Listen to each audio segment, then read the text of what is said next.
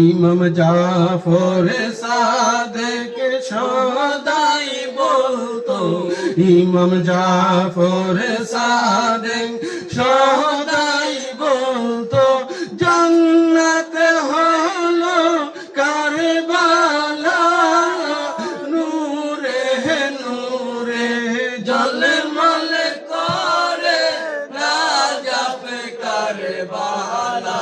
ওরে মুশকিল কুশা মওলা আলী, যাহার নাই রে তুলনা, হায় রে মুশকিল কুশা মওলা